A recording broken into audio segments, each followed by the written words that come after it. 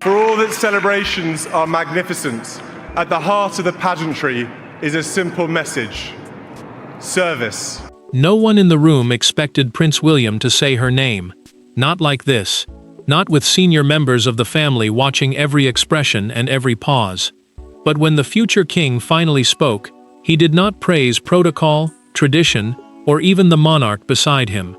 He looked directly toward Princess Anne and delivered one extraordinary sentence: "Anne is the woman who holds this royal family together." And suddenly, every private loyalty was exposed.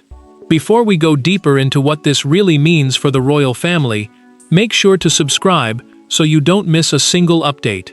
William had not arrived at Windsor, intending to turn a private reception into a reckoning. The gathering followed a tense week of internal discussions, and Charles had expected the evening to lower the temperature. Windsor, one of the monarchy's principal royal residences, often serves as both a family home and a setting for official gatherings. Camilla, Catherine, Edward, Sophie, and senior household figures were all present when the prince rose and changed the mood with a single sentence. Charles did not interrupt. The king remained still as his son continued, but those close enough to notice saw his posture tighten. William's words mattered because Anne had spent decades doing the work that rarely created dramatic headlines. The Princess Royal had become known inside the family as someone who arrived, listened, and kept moving when others were exhausted. By calling her the person who held the family together, the future king was praising more than loyalty. He was placing emotional leadership beside formal rank. Anne lowered her eyes and gripped the arm of her chair. She did not look triumphant. She looked almost alarmed. Recognition had never been the reason she stepped into difficult moments, and hearing William speak so openly made her uncomfortable. Worse, she understood how Charles might hear it. Praise for one sibling could easily sound like criticism of another. William knew that too, yet he continued. He said that when conversations became impossible and relationships fractured, Anne was often the person who entered the room after everyone else had walked away. The prince was no longer speaking in general terms. He was hinting at private disputes, damaged relationships, and conversations the public had never known existed. Camilla glanced toward Charles before looking back at William. The queen consort said nothing. Catherine remained completely still, watching her husband push past the point where a polite tribute could be dismissed as emotion. The Princess of Wales understood that silence in a room like this could become its own response. Nobody challenged him. Nobody laughed it away. William set his untouched glass down. Anne quietly said his name, almost as a warning. He heard her, and continued anyway. Gratitude had mixed with anger inside him, because the person everyone seemed to depend upon had spent years receiving almost none of the credit. But William had not decided to speak simply because old feelings overwhelmed him. Something had happened earlier that day between Anne and Charles. Something serious enough to convince the prince that staying silent would cause more damage than speaking. And to understand why William was willing to make that dangerous declaration in front of his father, one first has to understand what Anne had become to every person sitting in that room. Princess Anne's power inside the family was never built through speeches. It was built through phone calls made after midnight, uncomfortable conversations nobody else wanted to have, and the ability to walk into a fractured room without demanding applause. William knew it. Catherine had seen it. Charles depended upon it. Yet the strange truth was that the more indispensable Anne became, the less anyone seemed willing to admit how much rested on her shoulders. Anne occupied a position almost nobody else in the family could match. She carried enormous respect, but she was not standing at the center of succession politics. The line of succession is the formal order that determines who inherits the crown, and because her own position placed her away from the direct path to the throne, she could often speak with unusual freedom. William valued that. The prince had increasingly turned to his aunt during difficult family periods because she rarely softened an answer just to make him feel better. Charles depended on the same honesty, but that dependence came with a hidden discomfort. The king trusted his sister's steadiness because she could say things others hesitated to say. He admired her loyalty. Yet William's declaration had dragged a private truth into the open. When emotional pressure rose, Anne was often the person everyone called. Charles could accept that in private. Hearing his own son announce it before the family made the truth feel almost like a judgment on his leadership. Anne confronted William after the reception. She caught him near the corridor doors and spoke before he could explain himself. "You embarrassed your father," she said quietly. The prince did not become defensive. He simply answered, "I told the truth." She looked at him for several seconds without moving. Pride in her nephew pulled in one direction. Loyalty to her brother pulled in the other. Catherine later made the moment even harder to dismiss. The Princess of Wales spoke privately with Anne and told her that William had been carrying those words for months. She reminded the older royal of several occasions when arguments had reached the edge of permanent damage, and Anne had stepped in before anger became separation. Catherine was not praising diplomacy as an abstract skill. She was describing specific moments when one calm conversation had prevented a family dispute from becoming something nobody could repair. Camilla understood the danger faster than most.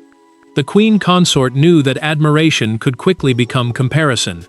If Anne was increasingly seen as the family's true emotional stabilizer, people would inevitably wonder why that burden had fallen to her instead of those with more visible positions beside the monarch. Camilla did not challenge William's words, but she understood how deeply they could cut. Then the older wound surfaced.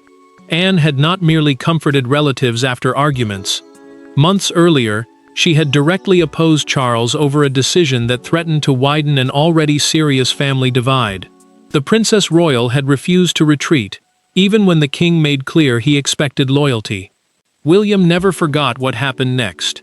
His declaration at Windsor had shocked the room, but the real story began on that earlier night, when Anne challenged her brother, and for once, even the monarch could not make her back down. Every family has one argument people remember long after the voices stop. For the Windsors, it came during a closed dinner at Sandringham, when a conversation about responsibilities, appearances, and the future of the monarchy suddenly became personal. Charles wanted a decision made quickly. William was under pressure. Catherine had remained silent. Then Anne placed both hands on the table and said something almost unheard of in that family. "No, he has carried enough." Charles had been discussing another demanding series of ceremonial responsibilities for his son during an already difficult period inside the Wales household. Ceremonial responsibilities are the public duties, appearances, and formal events senior royals carry out on behalf of the crown. William knew what refusal could look like. The prince feared that saying no might be interpreted as weakness, hesitation, or even disloyalty to his father. So despite the pressure building around him, he prepared to accept the schedule. Anne stopped him before he could answer. The Princess Royal looked directly at Charles and said, "Duty did not mean exhausting the people expected to preserve the institution." Her intervention changed the room because she rarely challenged the monarch so openly in front of other family members. Catherine stayed silent, but the Princess of Wales understood immediately what had happened. Someone had finally said aloud what William had been trying to hide. Charles pushed back. The king told his sister that she did not carry the constitutional burden he and William carried. A constitutional burden is the responsibility attached to the sovereign and direct heir, whose choices affect both the family and the institution. Anne did not flinch. She replied that this was exactly why someone outside that pressure needed to recognize when it was becoming destructive. William listened as his aunt began naming moments he thought nobody had noticed. She recalled occasions when the prince had pushed through engagements while drained, returned to duties after difficult family conversations, and accepted extra demands without complaint because he believed duty required silence. The future king felt relief first, then guilt. Anne was voicing the objection he had convinced himself he had no right to make. Anne slowly pushed the briefing folder back toward Charles. "He doesn't need another instruction," she said. "He needs someone to notice what this is costing him." The king stared at the folder for several seconds. Nobody interrupted him. Catherine watched William, and he avoided her eyes because he knew she understood the truth too. Charles finally changed course. He removed one engagement from the proposed schedule and ended the discussion. Nobody called it a victory. Anne certainly did not. But William knew exactly who had forced the reversal, and he never forgot it. That memory returned months later at Windsor. Shortly before William made his explosive tribute, he overheard Charles confronting Anne again. This time, the king was not questioning her judgment about workload. He was questioning something far more dangerous: whether her constant interventions had begun shifting the balance of influence inside the family. That night at Sandringham had created gratitude. But it had also created a fault line, and when Charles finally challenged Anne over just how much influence she had accumulated, gratitude was about to turn into confrontation. Charles and Anne had survived decades of royal pressure without allowing disagreement to become spectacle. But this time, there were no cameras, no aides, and no ceremonial smiles to protect them. Behind a closed Windsor door, the king asked his sister a question that cut deeper than policy. Had she begun deciding what was best for his family without him?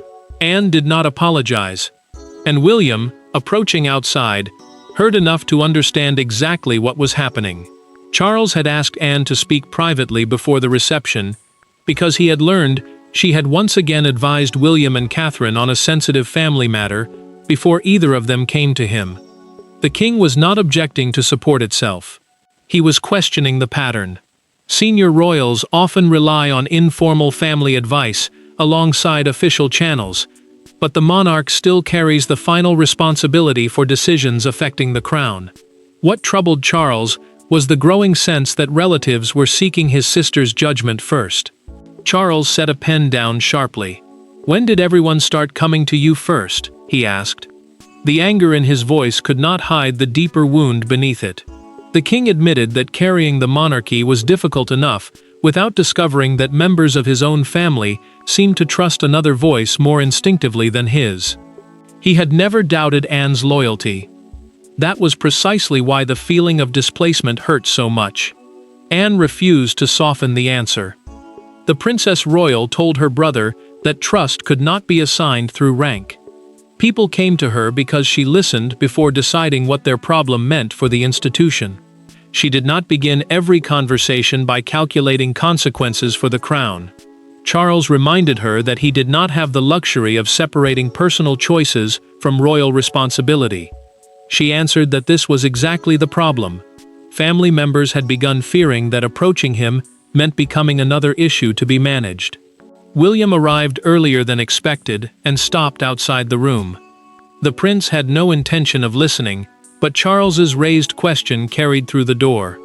He heard the king ask whether Anne understood how her growing influence looked. The future king stayed still long enough to hear the answer that changed everything. Anne paused before replying. "If my influence looks large, perhaps everyone should ask why so much emotional responsibility was left unattended in the first place." She did not sound triumphant. She sounded exhausted. Charles absorbed the words in silence, and for the first time, the argument stopped being about authority. It became about absence. William walked away before either sibling knew he had been there. He now understood that Anne had not collected influence deliberately. She had accumulated it every time someone needed help, and found her willing to listen. Minutes later, the prince entered the reception already decided. Anne would not remain invisible, while carrying a burden everyone quietly depended upon. William had heard enough to understand her sacrifice. But he had also heard something even more dangerous. Inside this family, influence no longer followed titles as neatly as everyone pretended. The strangest thing about Anne's influence was that nobody had formally given it to her. There was no announcement, no new title, no document carrying a royal seal. Her authority existed because people trusted that when she entered a difficult conversation, she would not leak it, dramatize it, or use it later.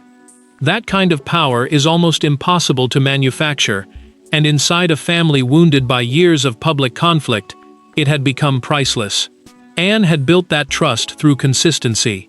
She could challenge a relative in private and defend that same person in public without contradiction, because to her, loyalty did not mean silence.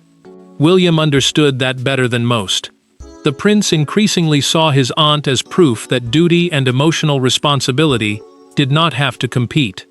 A royal seal is the monarch's formal mark of authority on official documents, yet Anne needed no such symbol.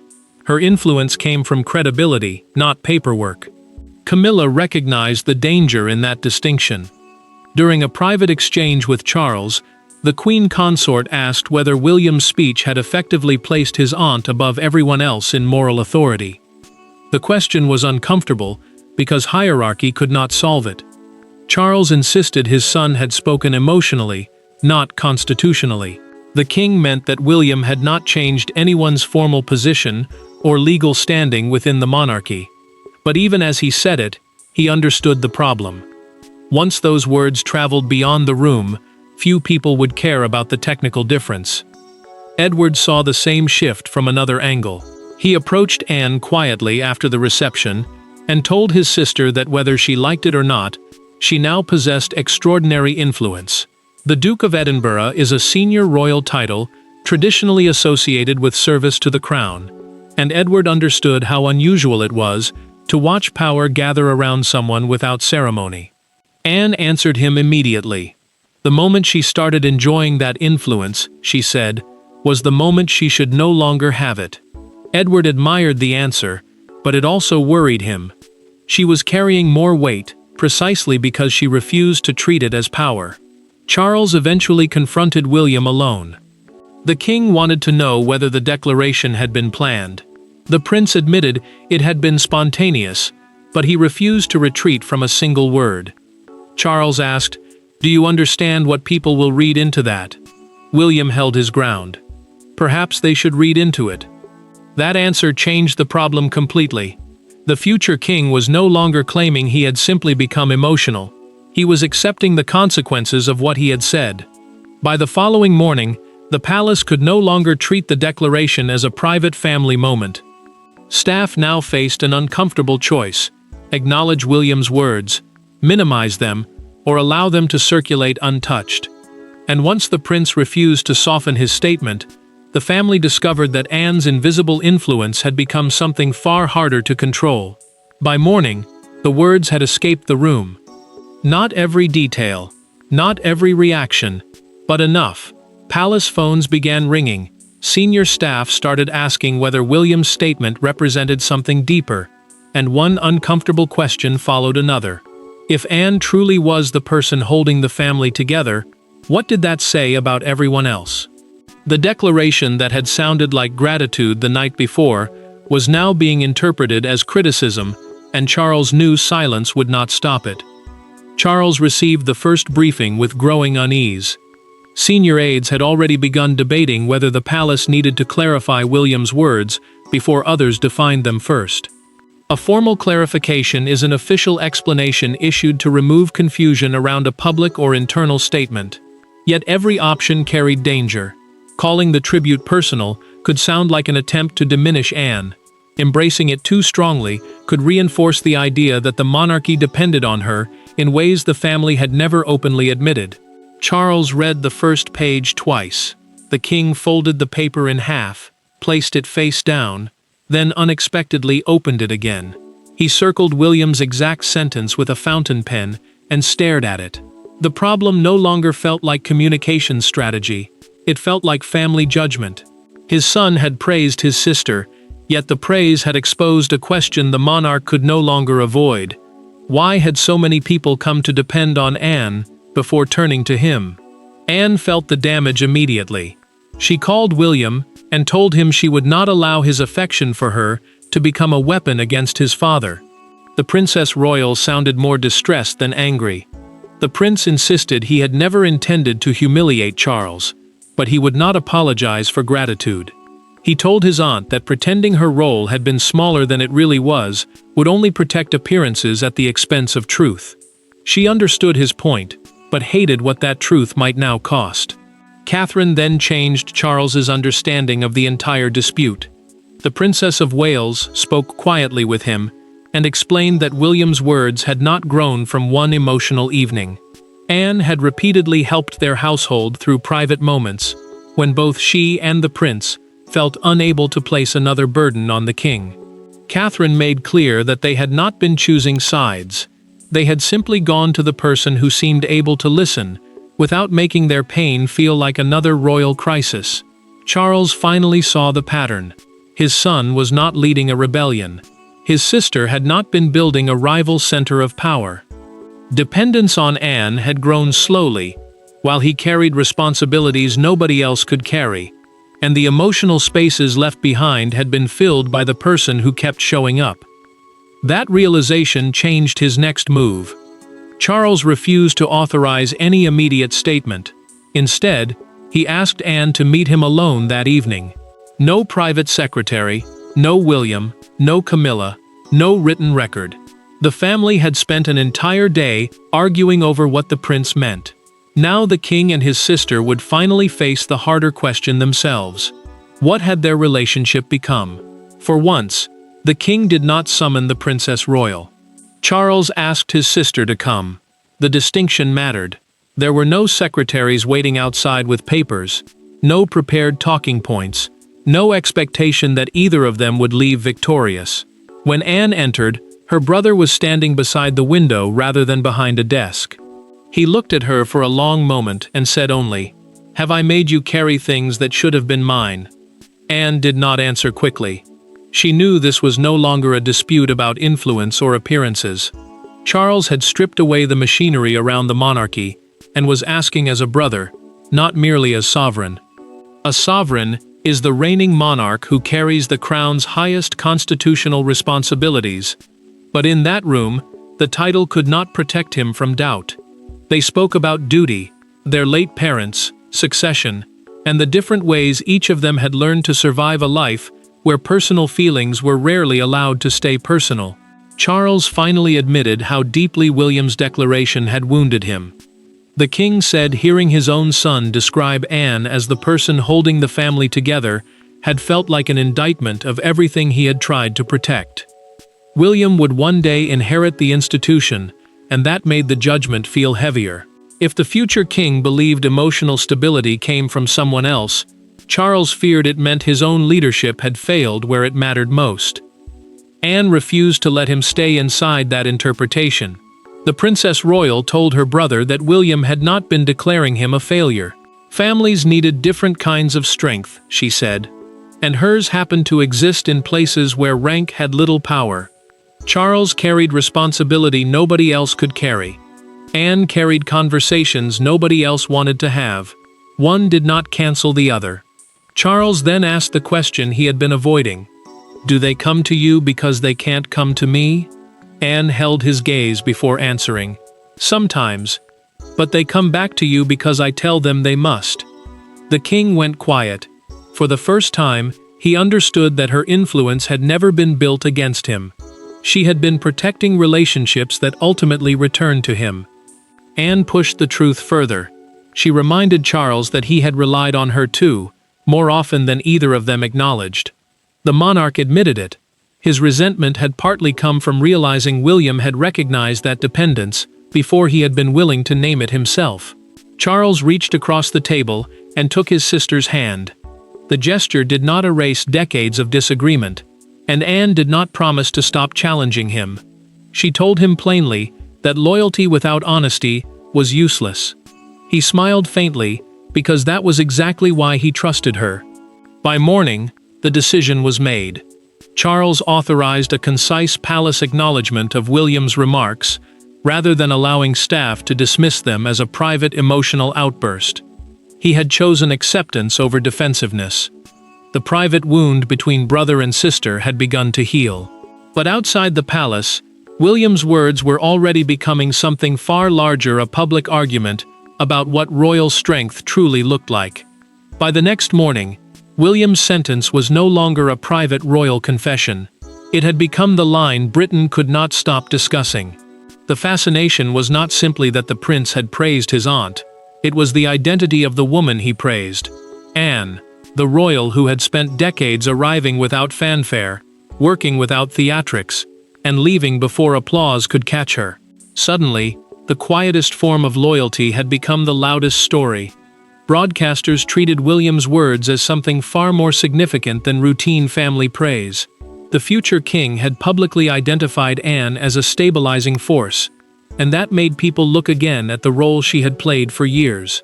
The Princess Royal is a senior title traditionally given to the monarch's eldest daughter, but the attention now had little to do with rank. It centered on her reputation for discipline, hard work, directness, and an almost stubborn lack of interest in celebrity. Anne disliked every second of it. An aide showed her the growing coverage, expecting at least some amusement. She looked at the headlines, exhaled, and said William would have caused far less trouble if he had simply bought her flowers. The dry response made the aide laugh, but her discomfort was genuine. She had spent years helping because problems needed solving, not because she wanted to become a symbol of royal strength. William felt something different.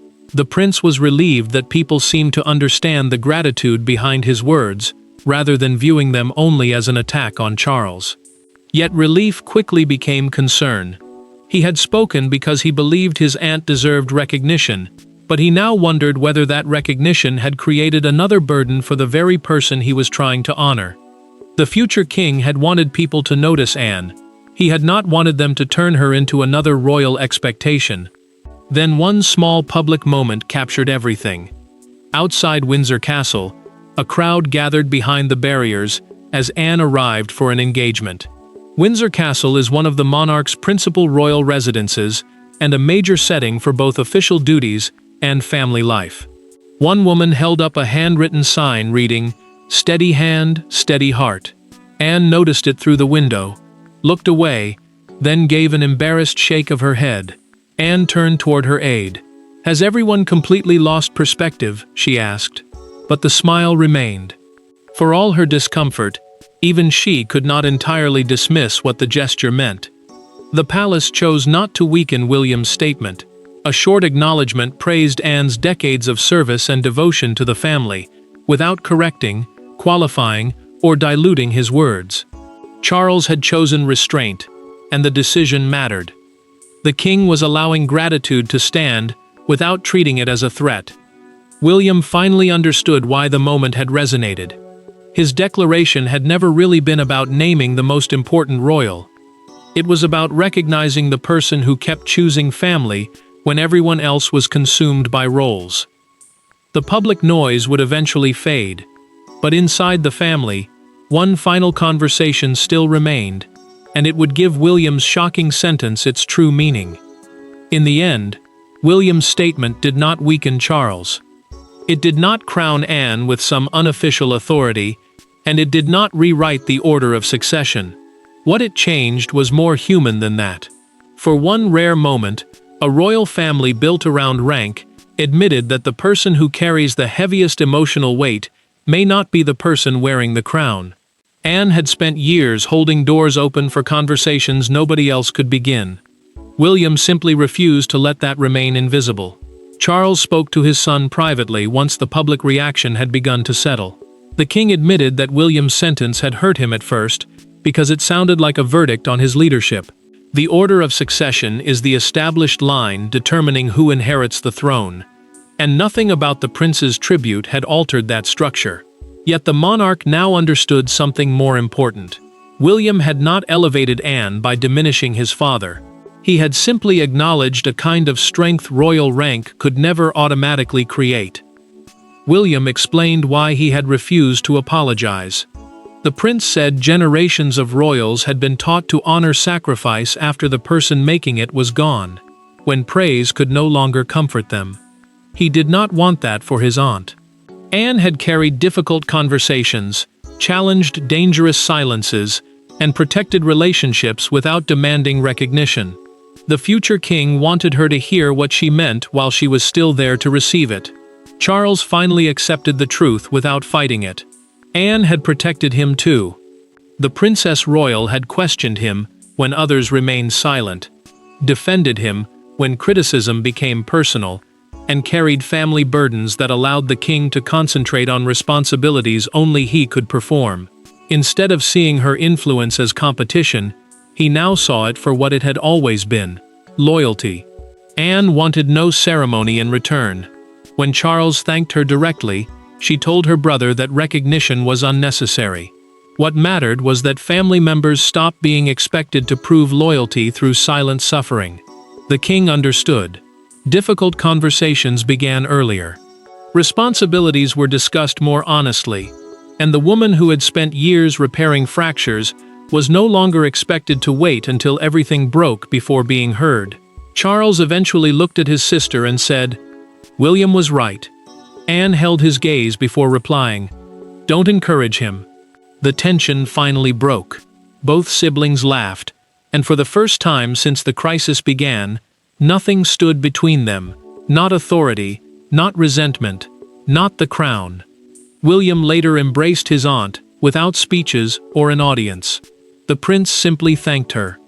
Anne allowed herself a brief moment of emotion before returning the embrace, because perhaps that was all she had ever wanted, not power, but understanding. And that became the final verdict. Charles remained the king, William remained the heir. Anne became neither a rival nor an unofficial monarch. She emerged as something rank could never manufacture, the steady presence that reminded everyone that monarchy survives not only because someone carries the crown, but because someone remembers the human beings carrying its weight. Thanks for watching. Please don't forget to like and subscribe, and we will see you in next one.